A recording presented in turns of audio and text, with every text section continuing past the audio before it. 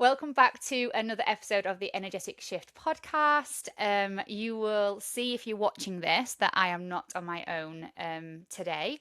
I am joined by one of my amazing clients and friends, because all of my clients are my friends, this morning, Sam, and we're going to share some insight with you and some insights with you on probably a few different topics that we'll touch upon, to be fair, but I absolutely love and adore what Sam's done out of adversity. And I know that there's a lot of my listeners and my clients and my friends that listen to this podcast that like go through shit, and shit happens, and sometimes it can really rock the boat to a point where you think that your life can't, go any further, or you can't achieve the things that you want to achieve, and you can't do the things that you want to do. And Sam's story will 1000% touch your heart just as much as it's touched mine, but mainly for the fact of what she's done on the back of it.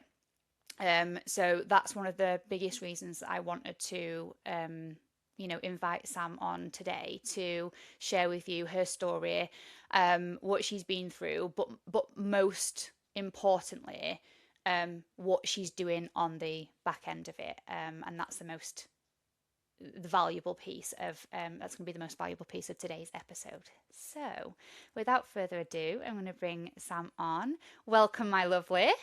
Thanks. How are you feeling? Nervous. Nervous. Okay. It's just that we were just saying beforehand. It's like it's the record button. So if any of you are listening that do your own podcasts, like you'll empathize with this. You'll know this, or have been on podcasts before. You can be having a chat like backstage, as we call it, before pressing the record button. As soon as the record button like is hit, all of a sudden you're sweating, you're nervous, you're shaking, and like you could be doing this all the time. Literally. I still have it. Like my Sweaty hands are palms. so sweaty. Yeah, sweaty palms. Exactly. Okay. Well, But hopefully, in 5 or 10 minutes, you'll have settled right in, and we'll be fine. So, do exactly. you want to start by telling everybody who you are and what you do? Yeah, sure. So I'm Sam Marlor.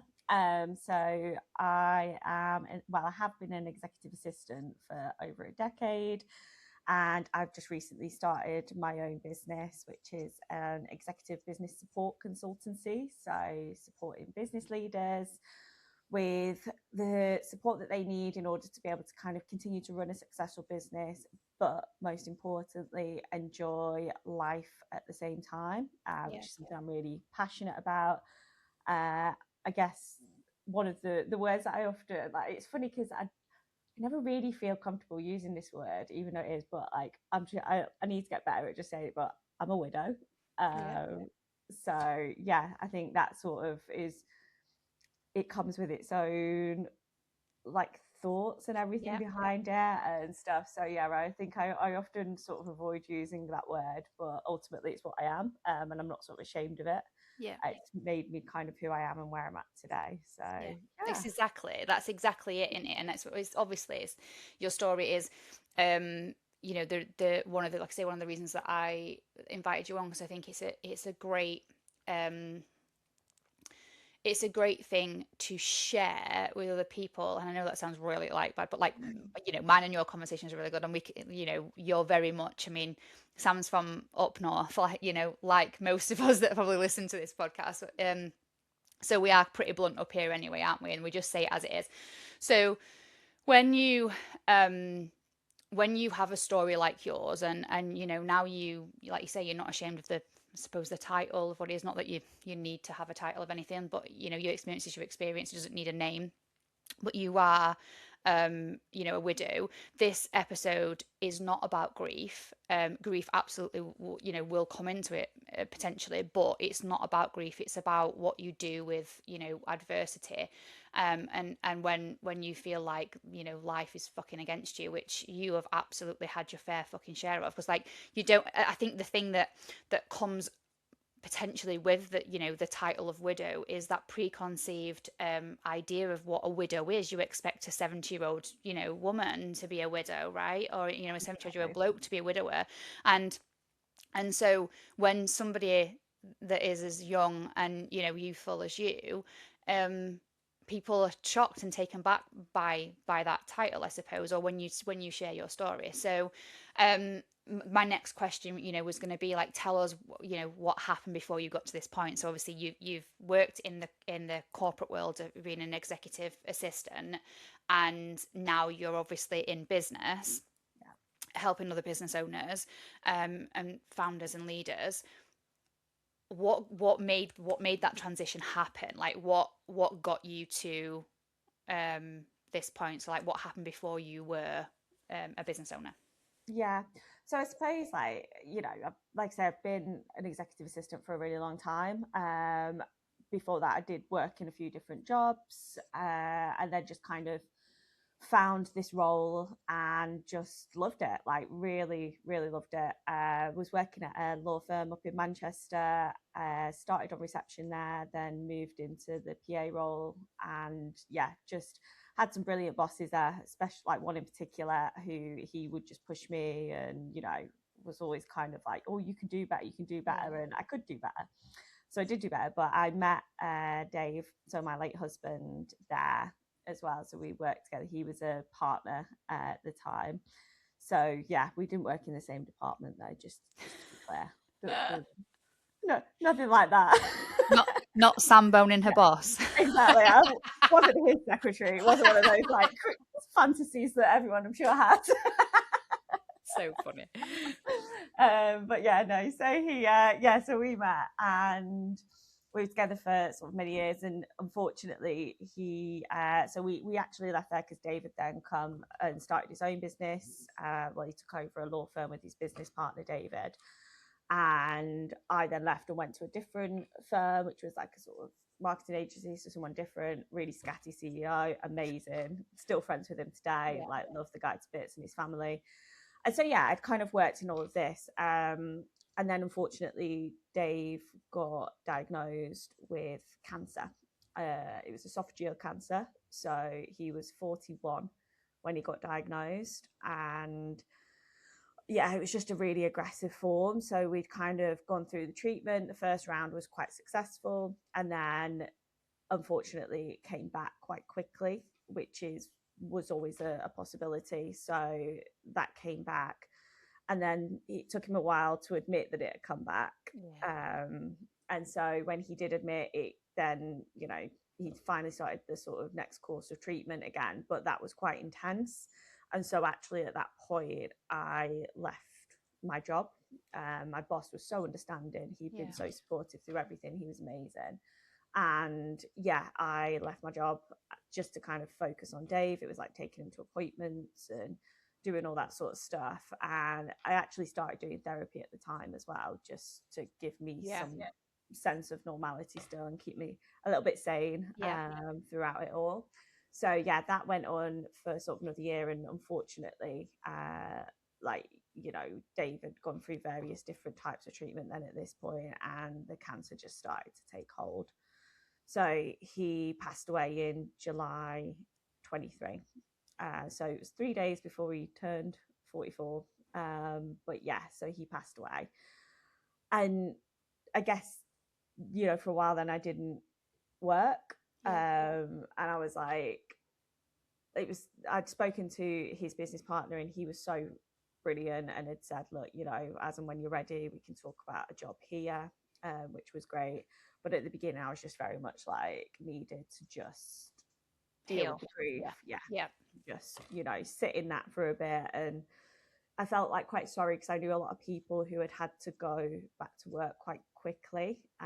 Thankfully, I was in a fortunate position, and I guess this is the balance Yeah. of stuff that Dave had wanted to carry on working throughout the whole time, and he wanted to carry on providing and all of that, which then meant that actually I was in a fortunate position where I didn't have to go straight back into work immediately. And other people aren't in that sort of position, so there's a balance there.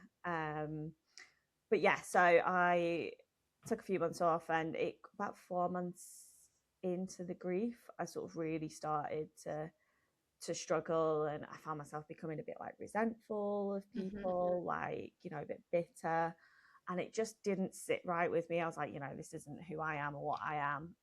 And so yeah, I then got a job working with Dave's business partner as Yeah. his EA, and he needed someone at the time anyway. He was struggling a lot, and being able to kind of go in and really help him was just really like, it was almost healing in itself, because Yeah. it felt like I was doing something that Dave would have wanted me Yeah. to do as well.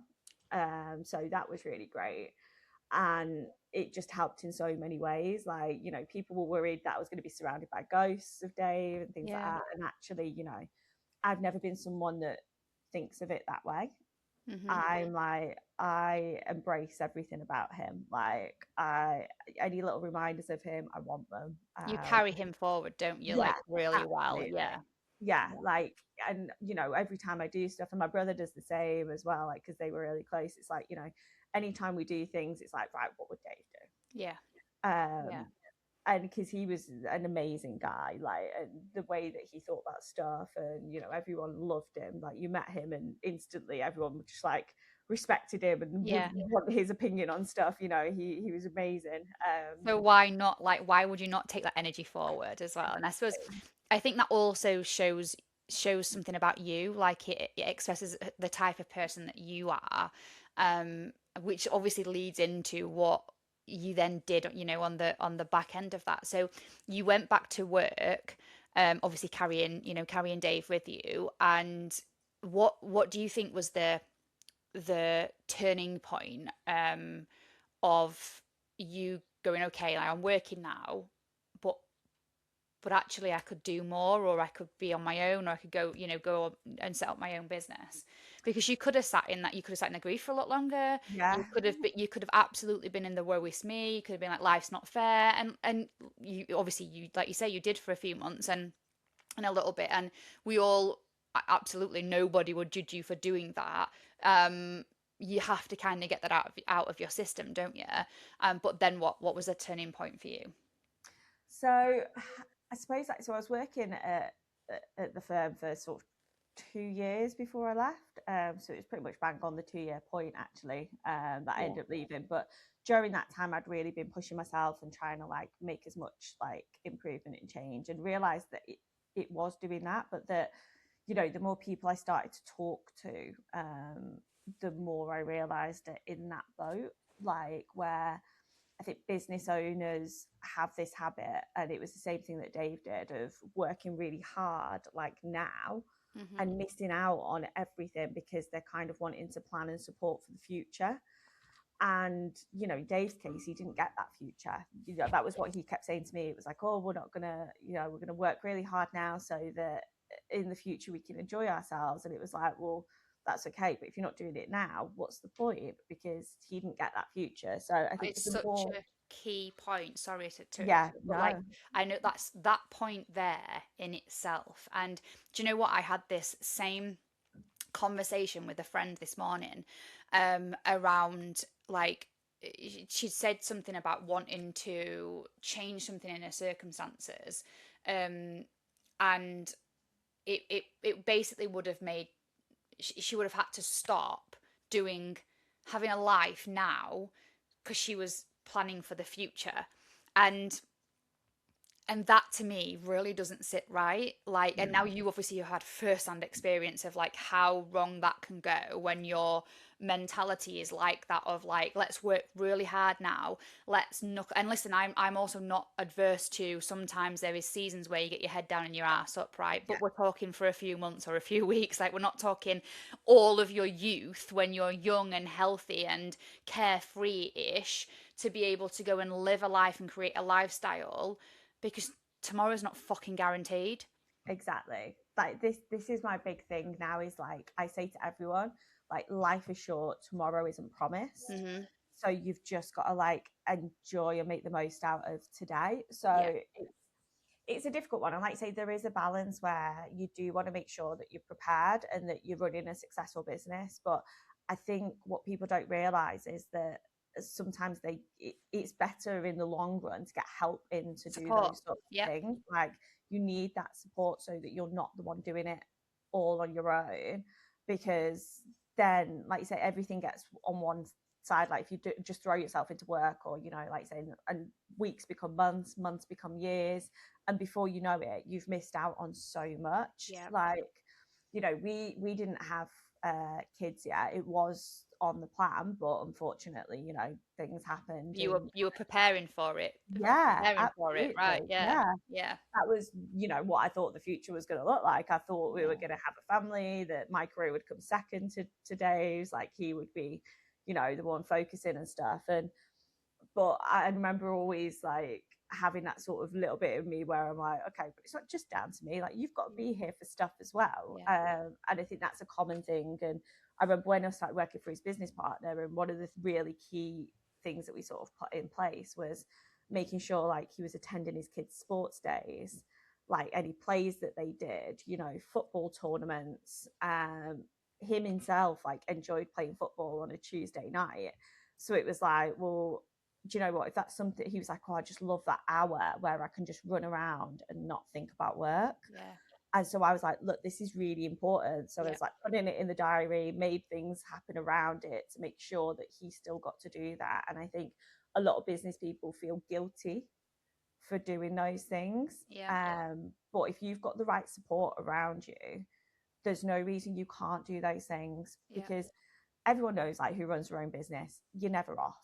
No. Like you're never off. Like weekends, holidays, even if you've got that support, you're still on there checking. So Yeah. it's not like you're not giving enough hours. Yeah. Like you're always going to be giving enough hours. Yeah. It's just about also then making sure that during that time you're enjoying and doing what you say, like you want to be doing, whether that's family time, whether that's just something personal. You know, I love traveling. That for me, like I also love going to the gym, but I hate going to the gym like early in the morning. Yeah. Like I don't want to do that. Yeah. I kind of want to go like mid morning or the middle of my day. Yeah, yeah, yeah. But this is the thing as well, and this is it's the system that's fucked us with Yeah, that, right? So the system tells you that, doing anything for yourself is bad, right? So, it's a treat, or it's something that you do when everything else is kind of sorted. So like in a job though, like so if you had a job, you work for somebody else, you work a 9 to 5, for example, or you work shift bands, whatever, like you clock on, you clock off, then the rest of that time is yours, right? But when you're a business owner, the expectation of the system that the system has as a business owner, and sometimes we just take that on ourselves, that like you can't rest, or you can't take an hour out of your day to go to the gym, or take a Tuesday night to go and run about playing football, or like I did this week, last minute on Monday, I booked like a 24-hour spa break for myself, yeah, and just went, and for no reason whatsoever. And listen, like I teach this stuff, I train this stuff, I coach this stuff, and I still sat there for a second in that spa feeling guilty, feeling yeah, guilty on my husband because he wasn't getting it. And I had this conversation with him because we're very open and emotionally intelligent about these things, and I actually shared with him, and he was like, "Babe, I don't need that." And even though like he is a business owner as well, he doesn't need what I need. Like he gets what I went there for by going to the gym, or he does other things. And I took that time for creativity space, and just to allow myself the freedom to be off, to be like do not disturb. I had to force that plan it into my day. And this is what I say to my clients all the time, like you need to first and foremost build a business that you absolutely love, that's a passion of yours, because then it doesn't feel nowhere near as heavy as if you were doing something, or working really hard on something that you didn't enjoy. And then secondly, making sure that you are planning that rest in, hiring and investing in that support system, whatever yeah, that looks like for you, because you're not meant to do it all on your own. You're not meant to. You're meant to do a job on your own. Like you have a job title, and you do, the job that you get paid your salary for on your own. That's your job. But that is nothing in comparison to the job list of a business owner. So exactly. you need to actually put on your job list, rest, go to the spa, go and play football, do whatever it is that you want to do. That's part and parcel. Hiring staff, or hiring support. Yeah, for sure. Yeah, and this is it. I think so. I just sort of recognized that there is this problem, this reluctance to people, and you know this guilt feeling, like you said, like that feeling guilty for doing things. And you obviously had first-hand experience going Yeah, through what you've just gone through, knowing that exactly. It doesn't always work out the way you think it's No. going to work out. Yeah. And the thing is like, and what, people wouldn't like necessarily think is like Dave was really fit and healthy. Yeah. He was really slim. Yeah. He exercised. He ate, all the right foods in moderation, and he loved his food. But he'd go if he'd gone and splurged on a steak one day, the next day he'd be having a salad. Yeah. It's like he did like have that balance Balance. Yeah. to life, and he did all the right things. He didn't smoke. He was your typical sort of drinker, in that he'd go out and have a binge, but we didn't really drink much like day to day.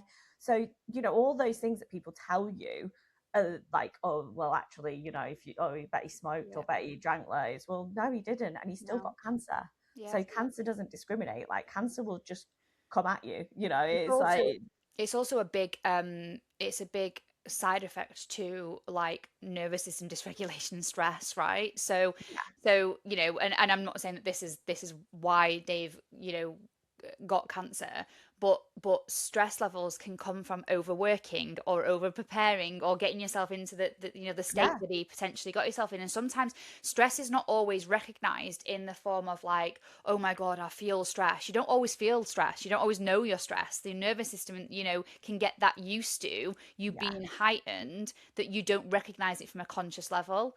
And then that actually is it is a big indicator, and a big cause of cancer, so they say. So Well, this is it. So I think when people are sat there and they're, even now, there's that sort of thing where people will sit and go, oh, well, actually, I'm fit, I'm healthy, I'm young, I've been for my checkup and everything seems fine. And so this doesn't apply to me. mhm. Like, I'm just going to continue working really hard because this will never happen to me. Well, that would have been Dave.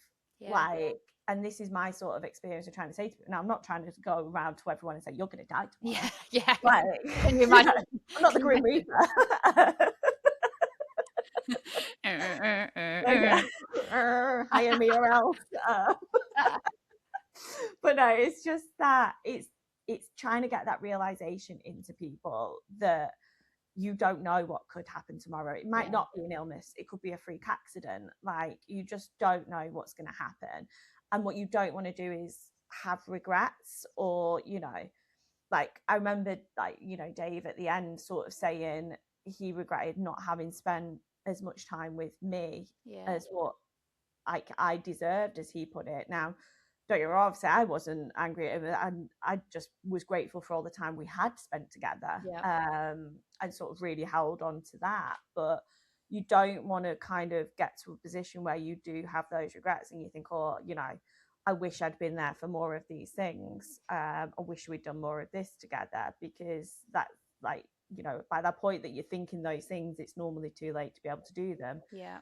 So it's just like, for me, I just really want to get across to businesses and business owners that they can go and live their lives, and I can help support them to do that. We can put in the right processes, we can put in the right people, and just really help and try and make a difference where people are now getting to enjoy their lives while still building a Yeah. successful business. It's not at the detriment to the You business. don't have to sacrifice anything that No, you can. exactly. Absolutely.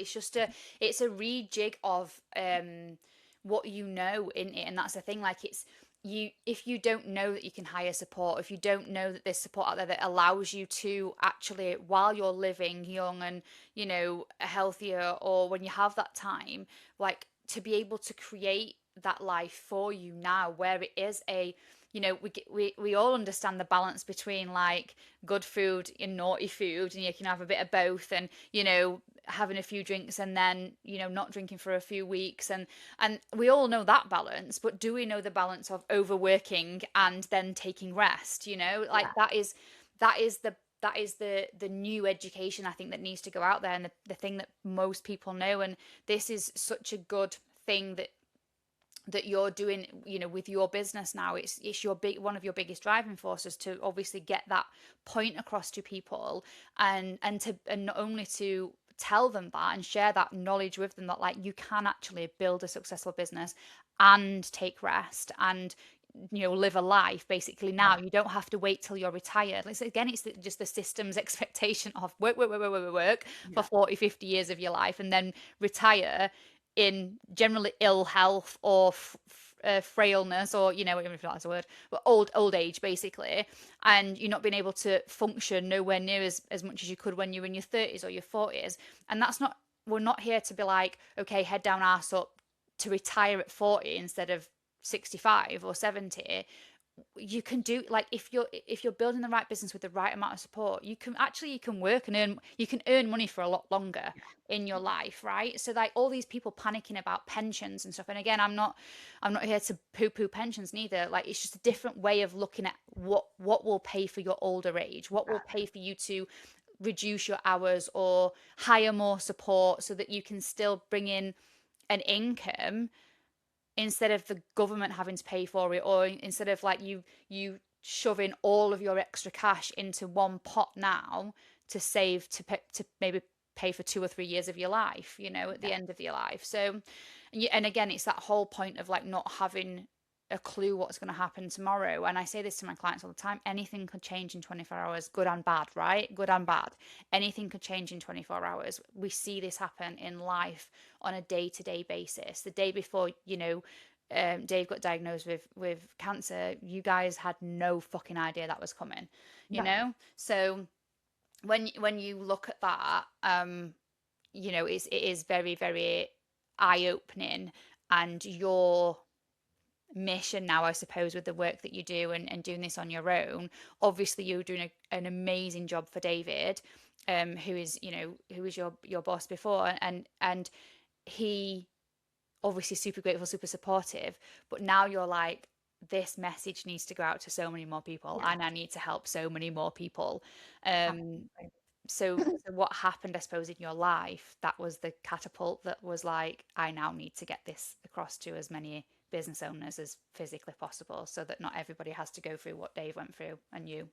Definitely. And I think because one of the biggest things that you come across is people don't know how to be supported. Yeah. And I think, particularly with PA roles and executive assistant roles and stuff, people don't know what they are. And so they've got these like visions in the head of kind of going, oh, well, they just sit there and type stuff, right? Admin. And it, Admin. yeah, exactly. And it's like, look, the very old fashioned versions of secretaries, like back in the day, yeah, fine, that's all they probably did do. But, as the world's moved, the role has as well. And there's some incredible, like, executive assistants out there. Like, I met loads from being in the sort of the Manchester PA network, which is an amazing network. And the EAs and stuff there, it's not the same anymore. There's such a high standard. We want to come in, we want to help people support, like we want to take things off you so that you don't have to do those Yeah. things. And a lot of the time, I think like, yeah, business owners are kind of going like, oh, well, I don't really like, oh, well, I quite like doing my own diary, or I quite like doing this, and I quite like, and it's like, it's sitting down with them and figuring out exactly, okay, but where should you be spending your time? Where Yeah. do you need to be spending your time? Like, because actually, your business could probably succeed better if you spend sort of less time doing all of this stuff and just more time doing this stuff. In their zone of genius that they're good Yeah, at. Yeah, absolutely. And this is exactly what I've done over the years in my business. Like, I've hired support in all the areas that, and listen, like, I am also a big believer in, when you do set a business up, knowing all of the departments in your business. You need to know all of the areas just in case. But like, the second you got that, like, you can hire support. And sometimes actually there might be areas of your business that you don't want to know anything about, and you don't understand, and you have no desire to, then absolutely that's the first place you hire support to, to do that. But I actually can do all of the areas of my business.